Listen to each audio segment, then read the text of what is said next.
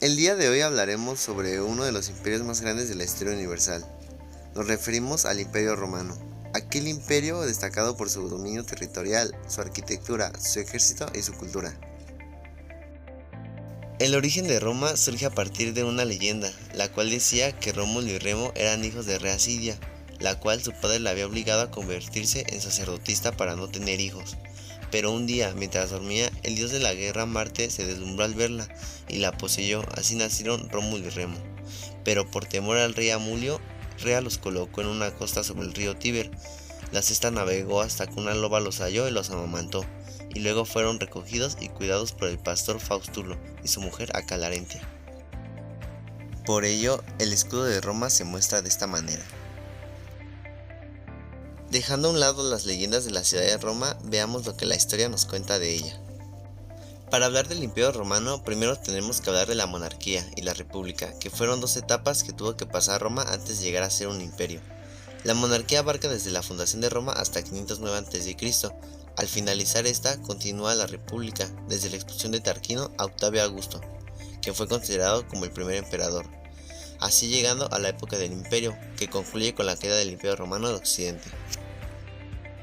Su fundación de Roma fue en Italia, en las colinas ubicadas al este del río Tíber. Misma ubicación les ayudaría al intercambio comercial y cultural.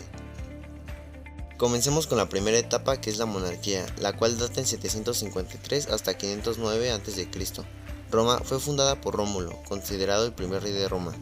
Detrás de él hubo 6 reyes más.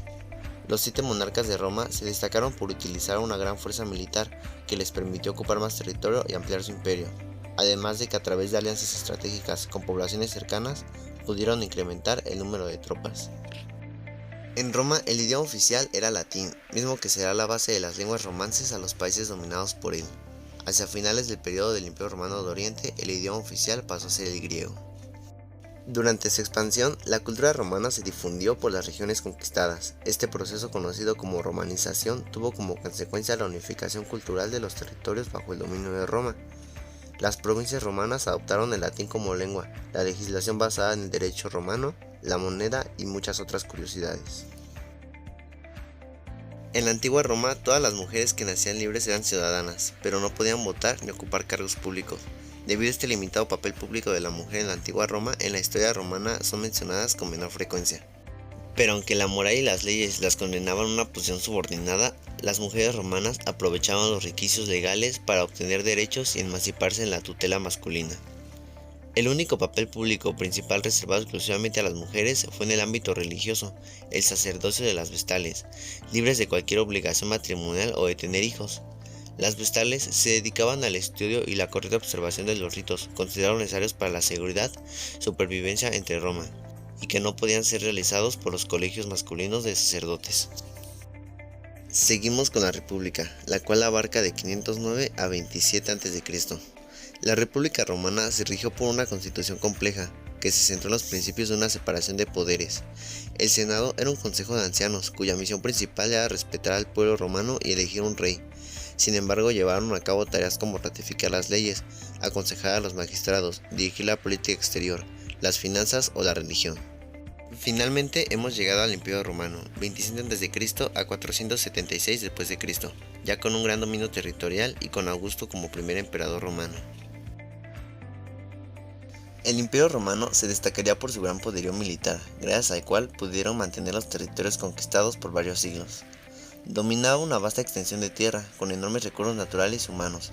Como tal, la economía de la antigua Roma se mantuvo concentrada en la agricultura y el comercio. Aquí podemos encontrar el foro romano, el cual era un mercado que ofrecía mercancías generales, mientras que al menos 4 otros grandes mercados se especializaban en mercancías particulares como el ganado, el vino, el pescado y las verduras.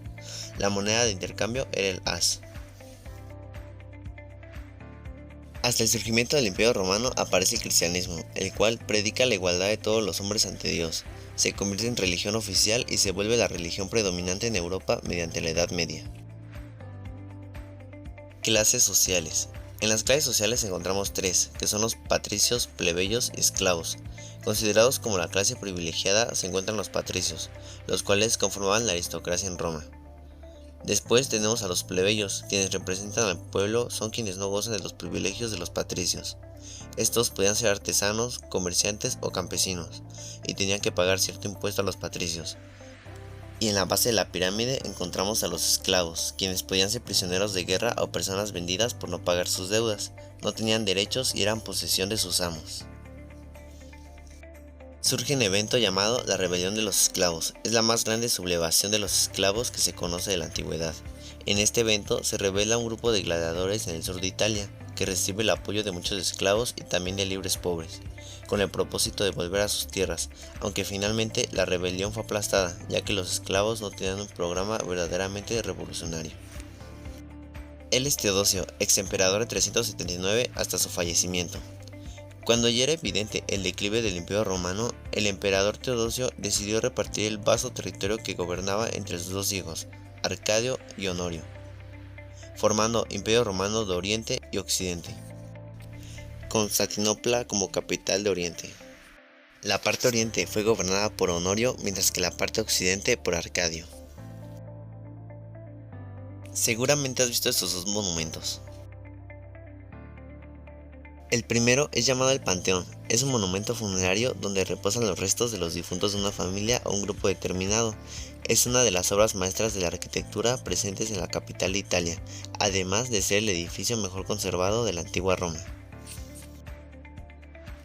El otro es el Coliseo Romano. Dentro de este se llevaban a cabo diferentes espectáculos públicos, como peleas de gladiadores, caza de animales, ejecuciones y obras de teatro basadas en la mitología clásica. Actualmente, además de varios de sus monumentos, su mejor legado fue el idioma español para nosotros, además de otras contribuciones como el desarrollo del derecho, las instituciones, las leyes, la guerra, el arte, la literatura, la arquitectura y la tecnología. De esta forma se concluye que el Imperio Romano, uno de los imperios más grandes de la historia, fue desarrollado pasando por etapas antes de llegar a su imperio, nombre que se le dio por haber dominado todo el Mediterráneo. Se caracterizó por su cultura, la cual tuvo gran influencia griega.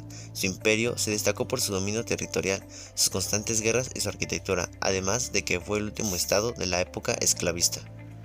Gracias.